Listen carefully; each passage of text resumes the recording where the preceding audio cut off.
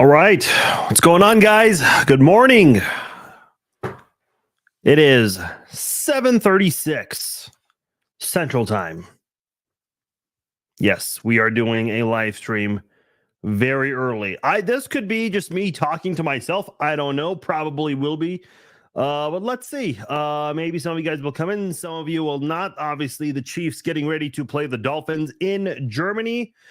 A lot of you guys in the good old United States of America probably eating breakfast as we speak. I will say this. For as much as I hate the whole international series thing, I will say I think this might be the first time where the NFL from from the morning kickoff all the way to Sunday Night Football, they've had they have a great slate of games today. This might be the first time I can think of that.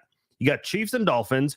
You have Ravens and Seahawks, Cowboys, Eagles, Bills, Bengals. Like we've got 14 hours of some damn good football. Oh wow, good morning. A lot of you guys are watching. I thought I was going to be talking to myself all day, or all morning rather. Yes, welcome into the live stream. This is the earliest I have ever done a live stream. It is the ass crack of dawn, and you guys all chose to join me. Thank you. How long have you all been up for? Because I've been up for a while. Hopefully it doesn't look like it. All right. Let's get into it since a lot of people are here now. Boy, maybe we need more early kickoff games like this because a lot of you guys seem very energetic. Okay, Chiefs Dolphins. You guys all know the drill. Tyreek Hill. How do you stop him? I think the biggest part right there, maybe you cannot stop Tyreek Hill like the person himself, but stopping getting the ball to him, I think would be the better plan here. And I put up the stat earlier this week. If you get to Tua at least 4 times, you have an 80% chance of winning the football game. Tua's record as the quarterback of the Dolphins, he's 1-4 when sacked 4 or more times. So you do the simple math there. Again, 80% chance of winning that football game. And Kansas City does have the personnel to get to him. Willie Gay is active and going to play, which is very important considering Nick Bolton is already out. Though I still think Drew Tranquil and Leo Chenal can get involved and do some things. I think Jack Cochran is capable of doing some things as well. And then the defensive line, you guys already know the story with that. With Chris Jones, no need to really get into that. George Karlaftis, the guy is playing like he's a 10-year vet in the NFL. That's how good he's playing this year. That is looking like a home run draft pick from last year. Yeah, it was a first-round pick, but it was very late in the first round. And I think Brett Veach really made a good move getting him when he did. And then you have Mike Dana, who I think is surpassing everybody's expectations, including even the coaching staffs. And then you got some other guys to rotate in there with Charles Omenihu, FAU. I know he hasn't had the biggest season, but you kind of don't need him right now. Not to say he absolutely is not needed, but right now you have so many other guys that are stepping up and dominating. You don't really need FAU as much to clarify there. So to me, that defensive front right there has to get to Tua. This is probably going to be one of the more intriguing games Spags has ever had to coach in his career. And obviously this is the same guy that had a huge hand in stopping Tom Brady and the Patriots from having that undefeated season going 19-0. But I think, he's never faced an offense as prolific and as dynamic as this. Yeah, sure. He's gone up against the Chiefs, Tyreek Hill in practice so many times, but in practice, you don't ever play, you don't ever go as aggressive. I'm not saying it's effortless, but you're obviously not tackling your own teammates in practice. You're not delivering those hard hits like you would in a game. Why am I not in Germany? I don't know. Taylor Swift is not in Germany. Neither is Britney. A lot of people talking about that. Okay, whatever.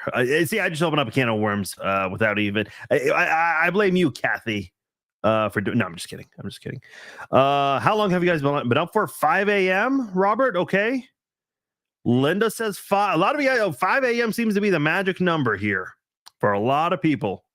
Hey, everyone got an extra hour of sleep today. I completely had no idea it was daylight savings time. I was completely unaware of that, which actually makes me mad because I don't get to have that extra hour of sleep. I have to be up and do all this. Greetings from Australia, Gernot or Gernot. I hope I said that right. Shout outs to, I'm sorry, Austria. See, it's early. Lack of sleep, can't read right.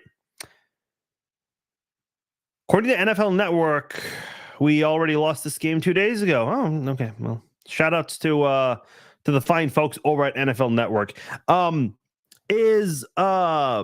What's his name? Is going to be wow, a lot of international people here. All right. I love when we hear from people outside of the United States of America. Rich Eisen, like, I don't mind Rich Eisen on the radio, but when he's doing play-by-play for a game on TV, it just sounds like he doesn't give a shit. I don't know. That's just me. But back to what I was saying earlier, to slow down the whole offense, especially with Tyreek Hill, I think you have to you have to get to Tua. That is the key point right there. You do that. For those of you that are just coming in, the stat I put is that the Dolphins are 1-4 with Tua as their quarterback whenever Tua is sacked 4 or more times. So 4 sacks is the magic number. You get to him 4 times, you have an 80% chance of winning this football game. Because you look at how Tua performed against the Buffalo Bills earlier this year, that was a game a lot of people thought was going to be a shootout, and it kind of looked like it after the first quarter. And then, from the second, third, and fourth quarters, Miami was just out of it. They really were. So, and a big reason for that is because Buffalo's defense constantly got to Tua in that football game. I would almost imagine that if you're Andy Reid and Steve Spagnuolo, that is the game. That is the film, the tape that you rolled up more than any other game film to try to prepare for this football game. Because whatever Buffalo did defensively in that game, that you have to apply in this game. Angel says sacks don't matter. We need to score. Yes, absolutely. We'll get into that because the offense definitely needs to have a better game today than they did before.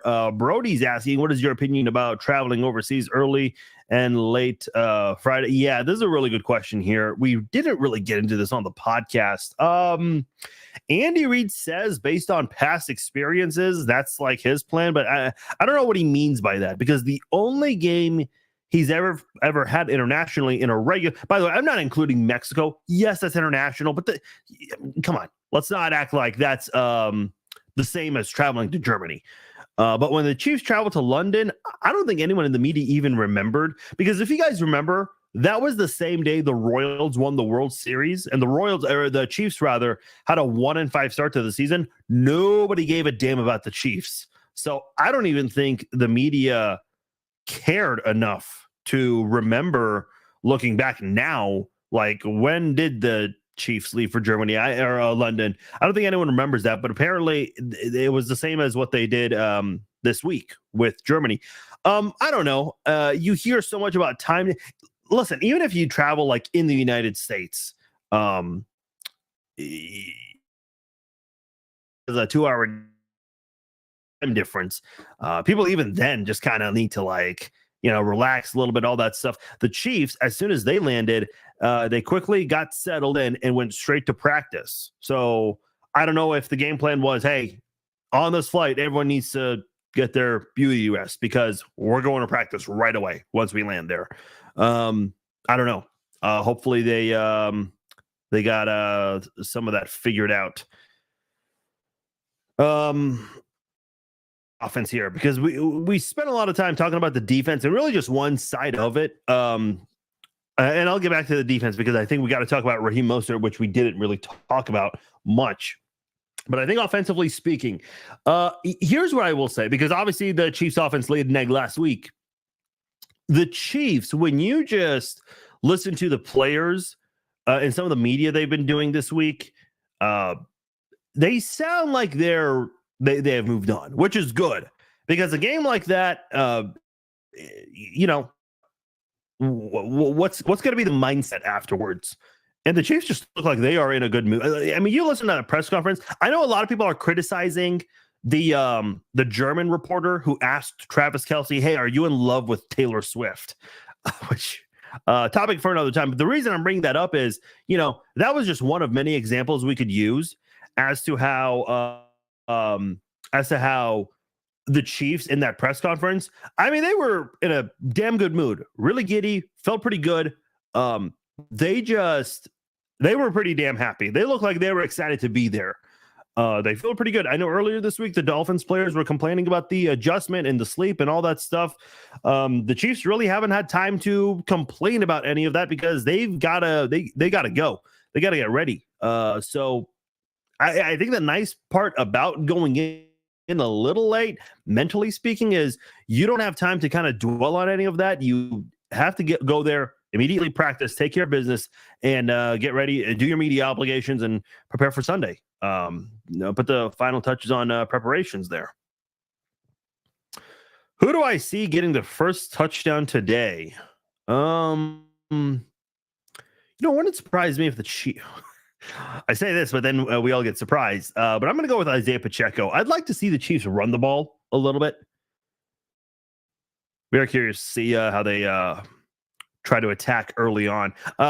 Odds are maybe the Dolphins score first because Andy Reid, he always likes to defer, and the Chiefs usually win the coin toss more times than not because the NFL's rigged, supposedly. This is another thing. This is a really interesting point here by Robert. Obviously, the Chiefs receivers have not been good this year. They just haven't. Rashee Rice, yes, he's been your best receiver, but even then, he's been charged with a couple of drops this year.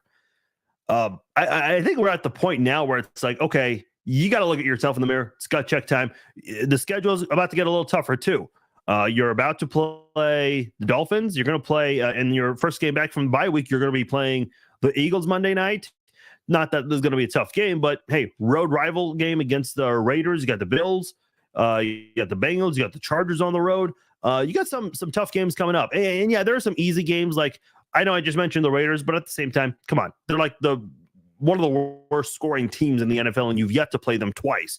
You have the Patriots. The Bengals, are playing a little better, but they're still near the bottom of the league when it comes to points per game. So you have some teams that, your defense can absolutely take care of. But the offense has to start stepping up.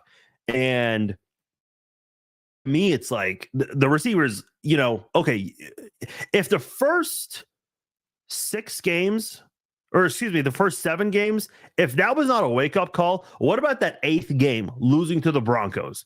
That has to, and by the way, I'm not here to say, oh, the Chiefs needed to lose that. What does that mean?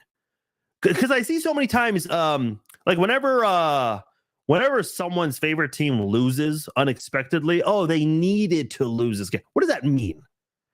Like, I would love to hear a fan say that to a player or a coach.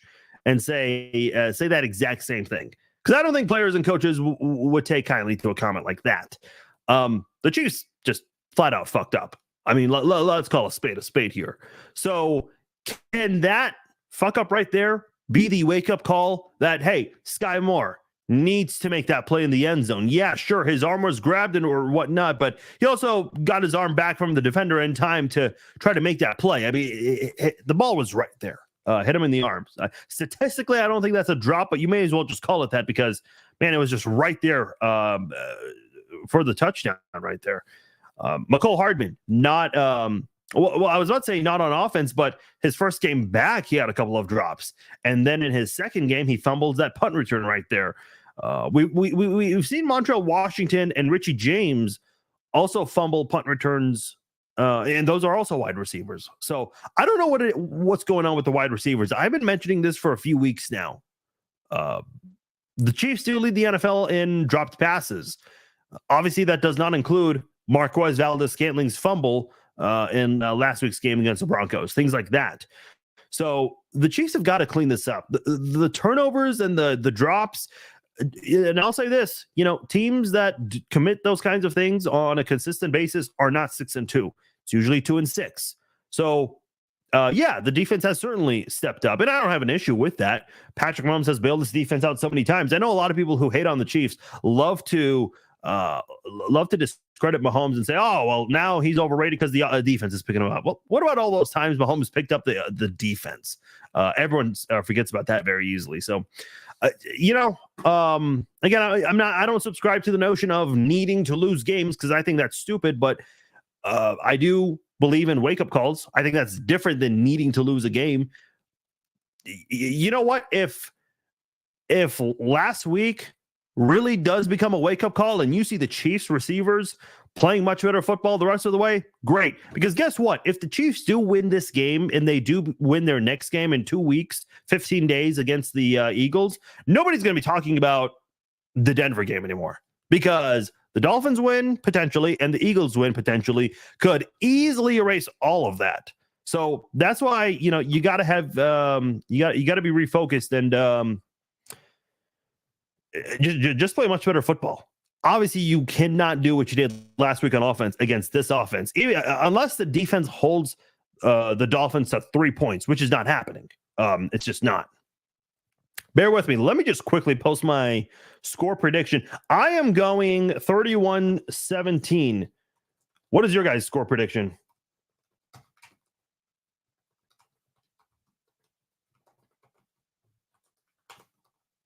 Did I say 31-17? I meant 31-27. When you're typing and talking at the same time, yeah. You guys know the drill. There we go. Got that on there. I need to post that on the gram.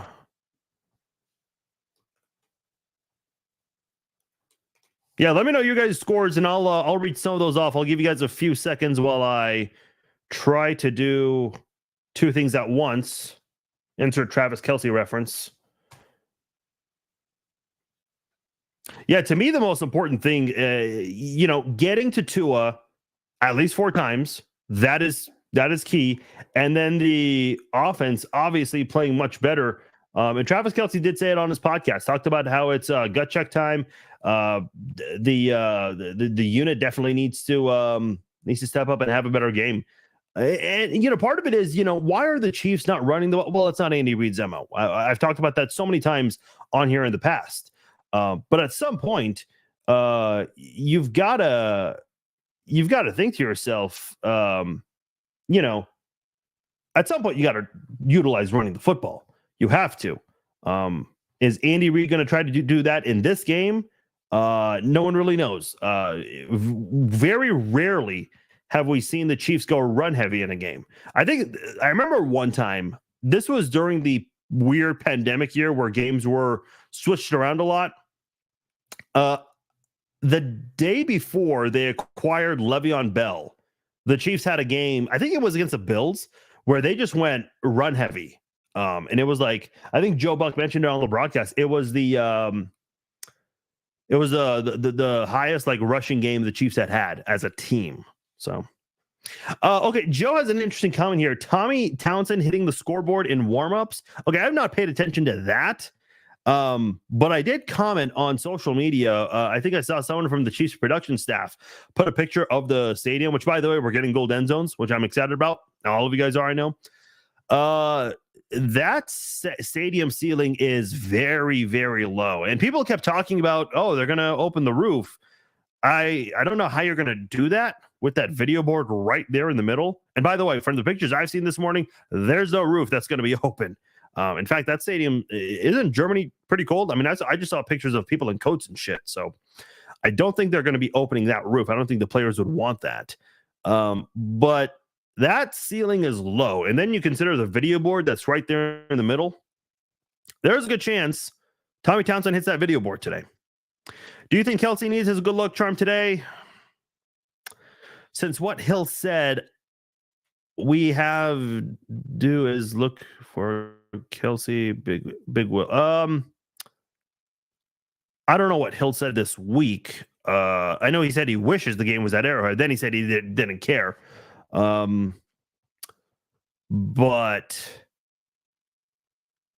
his good luck charm. That's your other question. You guys be the judge on that one.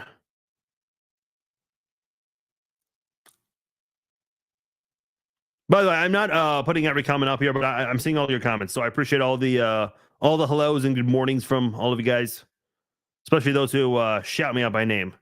It's always a good way to get someone's attention. We lost to the Donkeys. Anything can happen. Unfortunately, no games are a for sure win. Yeah, that is true. Alaska, shout out to Alaska. See, now you know how all the international fans feel when they have to wake up early or stay up late for games, and then they go to work. After that Broncos lost last week.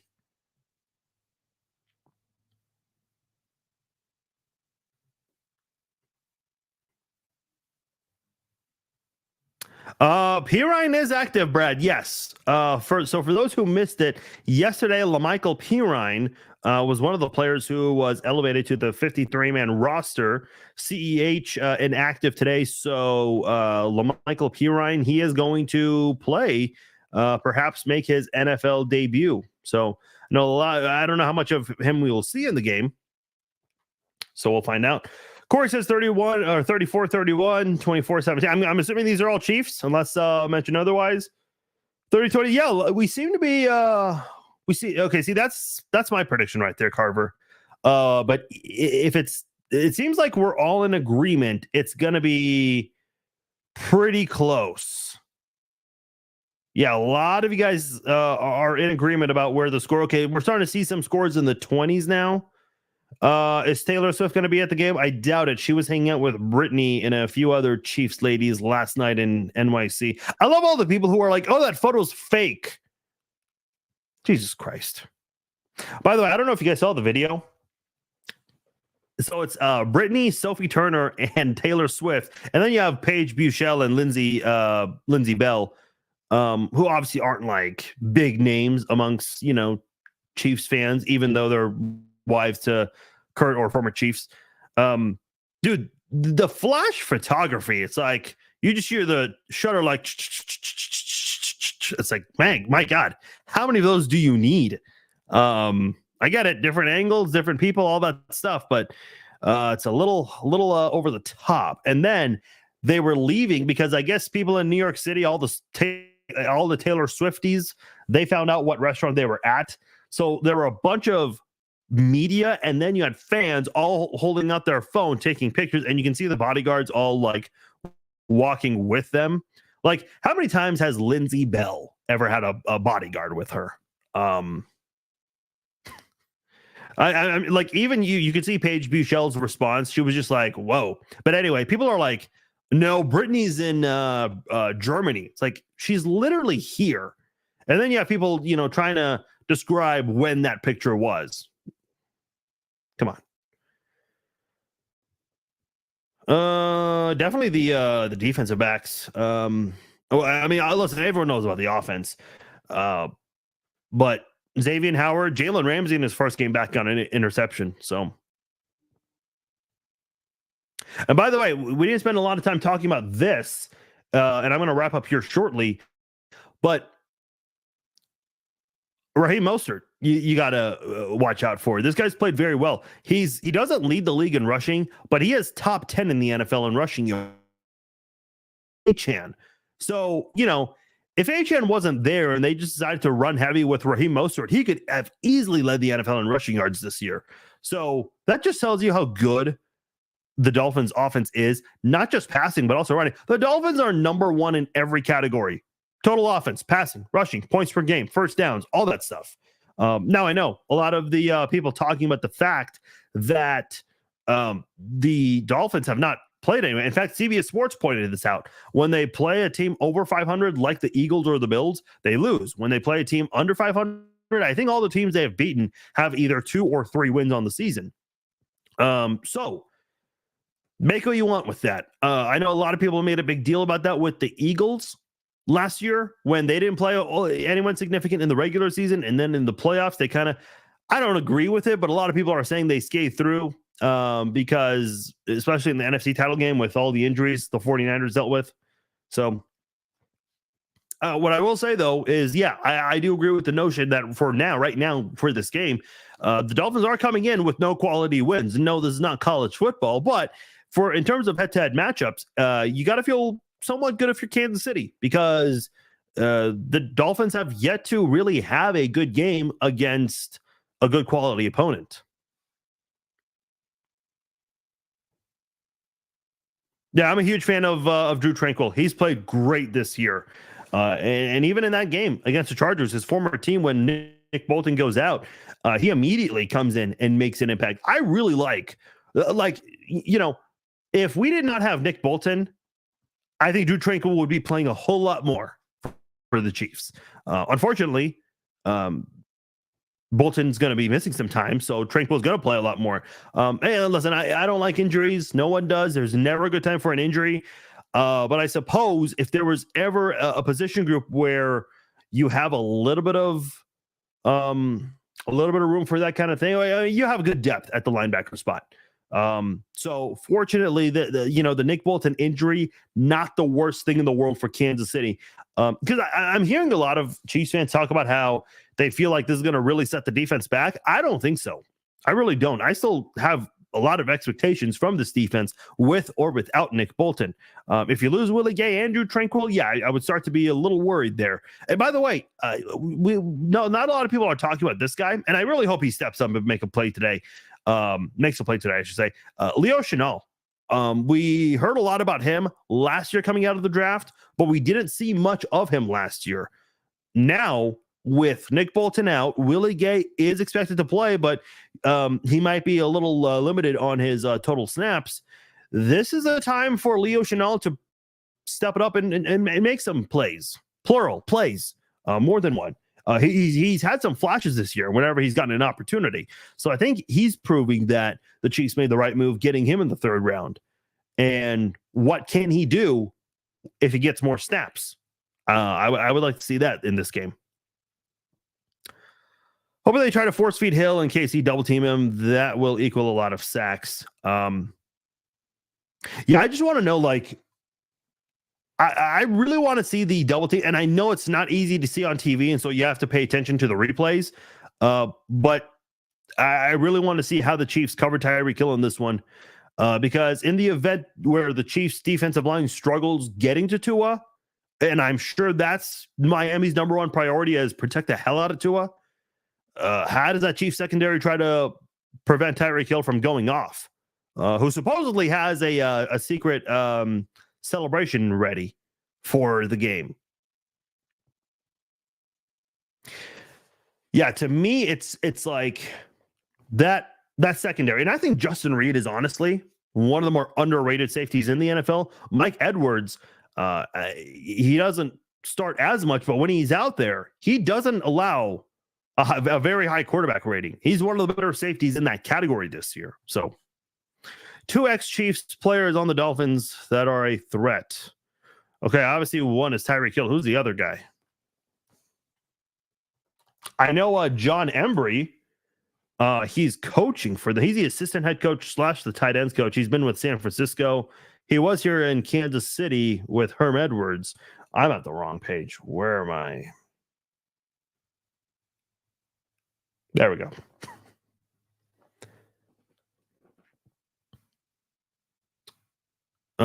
Who is that other Chief you're referring to? Yeah, we haven't even talked about Chase Claypool. He got there a couple of weeks ago. I'm curious to see if they start to try to use him more.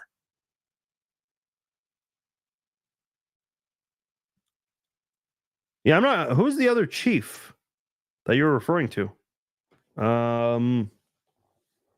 Emmanuel Ogbah. Yeah, okay, gotcha. Yeah, we talked about Ogbah a little. I forgot. We did mention Ogbah on the podcast, and I already forgot about him. Yeah, Ogbah's made some plays. I liked Ogbah when the Chiefs got him from, I think it was Cleveland. Cleveland or Cincinnati, one of the Ohio teams. I can't remember which one. I think it was Cleveland. Let's see. I'll read a few more and then get out of here. Fixing German sausage. Okay, look at you, Delisa. Breakfast of Champions. Love it. Air horns for Delisa. She is prepared today. Commentators are saying this is a bigger game for the Finns. I agree. Yeah, sure, the Chiefs fumbled last week big time, but who's the reigning champions? Who still has the number one seed? Listen, it's a huge game for both teams because even though it's early November, it is November. This is now the time where you do start looking at the playoff picture a lot more than you would in September or October. And there's a very good possibility this game right here is going to help determine the number one seed in the AFC because whoever wins this game, let's say if the Chiefs win and if the Dolphins were to lose another game in the next couple of weeks, that does give the Chiefs a little bit of breathing room right there. That would be huge moving forward. Yeah, but I think it's a must win for the Chiefs too, though. I really do. Especially coming off the game they just came off. Yeah, I mean, I agree, Logan. Everyone does. Some guys have more to do than others, but Rice, with him being hyped as the best receiver on the team and to have the drop he did last week, got to be much better than that for sure.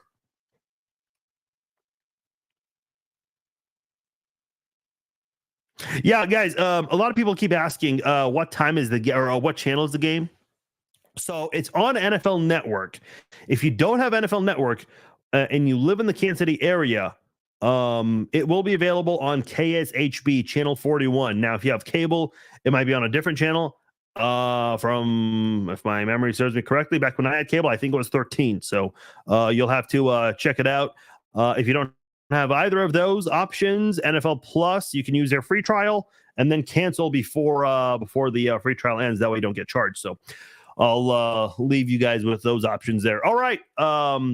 With that said, I am out of here, guys. Thank you again for joining me. We had a lot of people for this early morning live stream. Never done a live stream this early, but we had a lot of people show up. So I appreciate you guys. Hey, I'm going to get out of here. Please comment, like on all the posts today that we've had so far, and as well as during the game. At halftime, we'll be back. We'll do a halftime live stream, a very short live stream. And then after the game, we will do the Chiefs Zone podcast live post game. So join me for that. All right, guys. My name is Farzi Vasugi, and I'm out of here. Good morning to all of you. Enjoy the game.